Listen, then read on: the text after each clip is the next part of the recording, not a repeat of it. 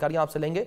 बड़ी जानकारी है ये, कांग्रेस आरजेडी पर केंद्रीय मंत्री चिराग पासवान का निशाना सामने आया। बड़ा बयान उन्होंने दिया, कहा कि कांग्रेस आरजेडी में अकेले चुनाव लड़ने की हिम्मत नहीं है, कांग्रेस को अकेले चुनाव लड़ने की कोशिश करनी चाहिए। बिहार के नेता प्रतिपक्ष कहते हैं कि 243 सीटों पर लड़ेंगे। राहुल गांधी और तेजस्वी यादव साथ साथ में यात्रा करते हैं।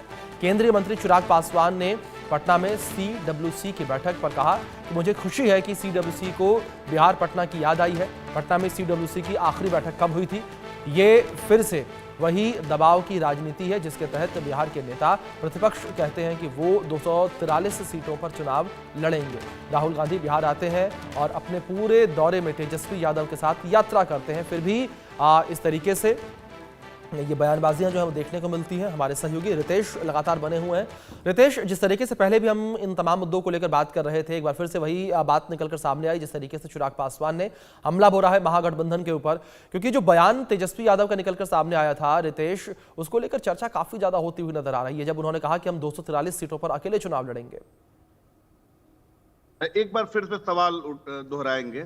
बिल्कुल रितेश, यहां पर बात हम जिस तरीके से चिराग पासवान के बयान को लेकर कर रहे हैं कि जिस तरीके से उन्होंने बयान दिया है राहुल गांधी और तेजस्वी यादव को लेकर, तेजस्वी यादव ने जो बयान दिया था कि वो अकेले 243 सीटों पर चुनाव लड़ेंगे, यानी कि आरजेडी अकेले 243 सीटों पर चुनाव लड़ेगी, यानी कि कहीं ना कहीं जो एक खटास कह सकते हैं वो कांग्रेस और आरजेडी के बीच यहां नजर आ रही है और तंज कसते हुए इस पूरे मामले पर नजर आए चिराग पासवान। बिल्कुल, देखिए सबसे बड़ी बात है, आपको मैं बता दूं कि इंडिया न्यूज ने एक्सक्लूसिव बातचीत की थी चिराग पासवान से और चिराग पासवान ने खुलकर बातें कही थी।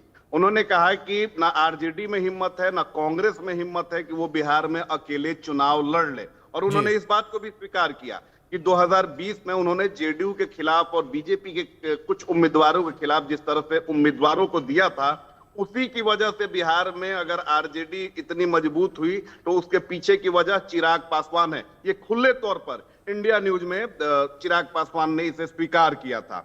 अब क्योंकि देखिए ये खटास तो जरूर है कि 2020 में अकेले तेजस्वी यादव ड्राइविंग सीट पर थे, तो वो प्रचार से लेकर सारी स्ट्रेटेजी बनाना, कहां किस उम्मीदवार को, कांग्रेस में भी कौन उम्मीदवार कहां खड़ा होगा, ये सारी जो चीजें थी वो तेजस्वी यादव ही तय करते थे, वही उन्हीं का डिसीजन होता था। लेकिन 2025 में स्थितियां बदल गई हैं, क्योंकि 2024 में कंपैरेटिवली अगर देखें तो कांग्रेस लोकसभा में मजबूत हुई है, 100 सीटों पर उसे जीत मिली है और राहुल गांधी का कॉन्फिडेंस पहले की तुलना में बढ़ा है। बिहार से भी जहां पर पार्टी एकदम शून्य थी वहां भी उसके 4 सांसद जीतकर आए हुए हैं, तो इसने कहीं ना कहीं कांग्रेस को एक नया ऊर्जा, एक नई उसे राह दे दी है। और यही कारण है कि बार बार मुख्यमंत्री के चेहरे के सवाल पर जब सवाल पूछा जाता है तो कोई भी लीडर हो, चाहे वो राहुल गांधी हो या कांग्रेस का बड़ा छोटा कोई भी नेता हो, वो सीधे तौर पर कुछ बोलता ही नहीं है, वो चुप्पी साध लेता है। और ये बात कहीं ना कहीं तेजस्वी यादव को सालती है।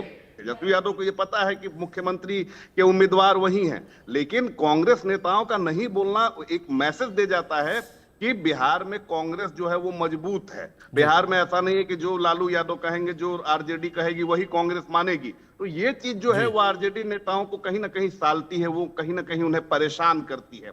तो तेजस्वी यादव ने बोला, हालांकि बाद में डैमेज कंट्रोल किया कि कोई भी पार्टी सभी विधानसभा क्षेत्रों में तैयारी करती है, लेकिन अंदर खाने जो है सीट शेयरिंग को लेकर बड़ी परेशानी मची हुई है। आप माले वाले अगर देखें तो माले वाले ताल ठोके हुए हैं कि हमारा जो स्ट्राइक रेट था 2020 में सबसे बेहतर था, हमें जितनी सीटें मिली हमने उस पर बहुत अच्छा प्रदर्शन किया।